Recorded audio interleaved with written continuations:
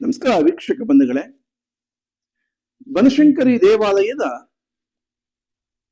ಕಳೆದ 5-6 ವರ್ಷಗಳ ನನ್ನ ಅನುಭವದ ಪ್ರಕಾರ ಸುಮಾರು 2-3 ಕಮಿಟಿಗಳು ವ್ಯವಸ್ಥಾಪನಾ ಸಮಿತಿ ಮತ್ತು ಅಭಿವೃದ್ಧಿ ಕಮಿಟಿ ಹೀಗೆ ಕೆಲಸ ಮಾಡಿದ್ದಾರೆ. ಅವರ ಚಲನವಲನವನ್ನ ಗಮನಿಸಿದ್ರೆ ಅವರ ಒಟ್ಟಾರೆ ಯಾರು ಆ ವ್ಯವಸ್ಥಾಪನಾ ಅಧ್ಯಕ್ಷನೋ ಅಥವಾ ಅಭಿವೃದ್ಧಿ ಕಮಿಟಿ ಅಧ್ಯಕ್ಷನೋ ಯಾರು ವ್ಯಕ್ತಿ ಇರ್ತಾರೆ, ಅವರು ದೇವಾಲಯದಲ್ಲಿ ಬೆಳಗ್ಗಿಂದ ಸಂಜೆವರೆಗೂ ಯಾವ ಯಾವ ಸೇವಾಕರ್ತರಿಗೆ ಟೋಪಿ ಹಾಕ್ಬೇಕು, ಯಾವ ಯಾವ ಅರ್ಚಕರಿಂದ ನನ್ನ ಜೇಬ್ ತುಂಬಿಸ್ಕೊಳ್ಬೇಕು, ಮತ್ತೆ ದೇವಾಲಯದ ವಾತಾವರಣದಲ್ಲಿ ಯಾರ್ಯಾರಿಗೆ ತೊಂದರೆ ಕೊಡಬೇಕು, ಇದೇ ಯೋಚನೆ ಮಾಡ್ತಾ ಇದ್ರು. ದೇವಾಲಯದ ವ್ಯವಸ್ಥೆಯ ದೃಷ್ಟಿಯಿಂದ ವ್ಯವಸ್ಥೆಯನ್ನು ಸರಿ ಮಾಡಬೇಕು, ನನಗೆ ಈ ಒಂದು ಜವಾಬ್ದಾರಿ ಕೊಟ್ಟಿದ್ದಾರೆ, ದೇವ ದುರ್ಲಭವಾದ ಚಟುವಟಿಕೆಯನ್ನ ಮಾಡಬೇಕು ಅನ್ನುವಂತ ಮಾನಸಿಕತೆ ಇಲ್ಲದೆ ಗೌರವವನ್ನು ಹಾಳು ಮಾಡಿಕೊಂಡು ಇವತ್ತು ತಮ್ಮ ಮನೆಗೂ ಸಮಾಜಕ್ಕೂ ದೇವಾಲಯಕ್ಕೂ ಅಪಚಾರಿಗಳಾಗಿ ದೇವಾಲಯದ ಹೊರಹಾಕಬೇಕಾಯಿತು ಆ ವ್ಯಕ್ತಿಗಳನ್ನ. ಇವತ್ತು ವ್ಯವಸ್ಥಾಪನಾ ಸಮಿತಿ ಏನು ಇವತ್ತು ಹೊಸದಾಗಿ ರೂಢಿಗೆ ಬಂದಿದೆ ದೇವಾಲಯದಲ್ಲಿ, ಪುರುಸೊತ್ತಿಲ್ಲದ ಹಾಗೆ ಚಟುವಟಿಕೆಯಿಂದ ಕೆಲಸ ಮಾಡ್ತಿದ್ದಾರೆ.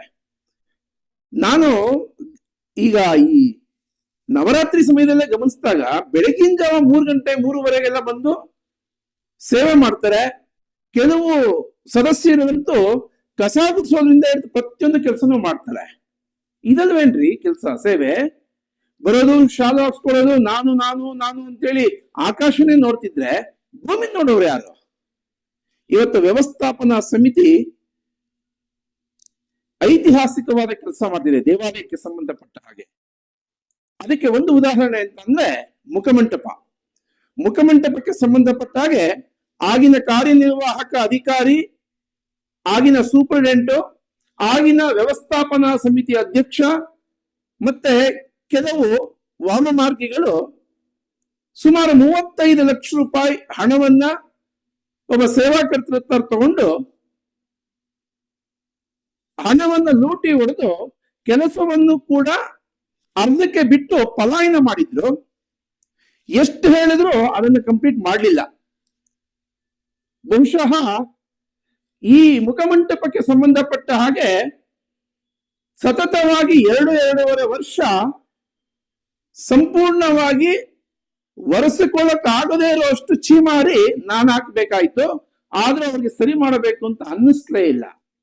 ಈಗಿರುವಂತ ವ್ಯವಸ್ಥಾಪನಾ ಸಮಿತಿ ತಮ್ಮ ಜೇಬಿನ ಹಣವನ್ನ ಉಪಯೋಗಿಸಿ ಈ 30ನೇ ತಾರೀಕು ಮಾನ್ಯ ಸಚಿವರನ್ನ ಕರೆಸಿ ಉದ್ಘಾಟನೆ ಮಾಡಿಸಿ ದೇವಾಲಯಕ್ಕೆ ಆಸ್ತಿ ಆಗುವಂತ ಸ್ಥಿತಿಯ ನಿರ್ಮಾಣ ಮಾಡಿ ಸೈ ಅನ್ಸ್ಕೊಳ್ಳುವಂತ ಕೆಲಸ ವ್ಯವಸ್ಥಾಪನಾ ಸಮಿತಿ ಮಾಡಿದೆ.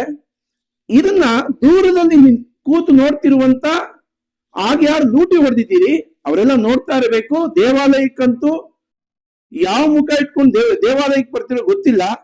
ಆದ್ರೆ ಇನ್ನು ಮುಂದೆ ಆದ್ರೂ ಯಾವ್ದಾದ್ರು ಸಮಯದಲ್ಲಿ ಬೇರೆ ಎಲ್ಲೇ ಯಾವುದೇ ಚಟುವಟಿಕೆಗಳಲ್ಲಿ ಸಮಾಜಕ್ಕೆ ಪೂರಕವಾದ ಜವಾಬ್ದಾರಿಗಳನ್ನು ಕೊಟ್ರೆ ಭಗವಂತನಿಗೆ ಪ್ರಿಯವಾದ ಕೆಲಸವನ್ನ ಮಾಡಬೇಕು ಅಂತ ಸವಿನಯ ಪ್ರಾರ್ಥನೆ ಮಾಡ್ಕೊಳ್ತೀನಿ. ಈಗಿರುವಂತ ವ್ಯವಸ್ಥಾಪನಾ ಸಮಿತಿಯ ಚಟುವಟಿಕೆಗಳನ್ನ ನಾನಂತೂ ಶ್ಲಾಘನೆ ಮಾಡ್ತೀನಿ.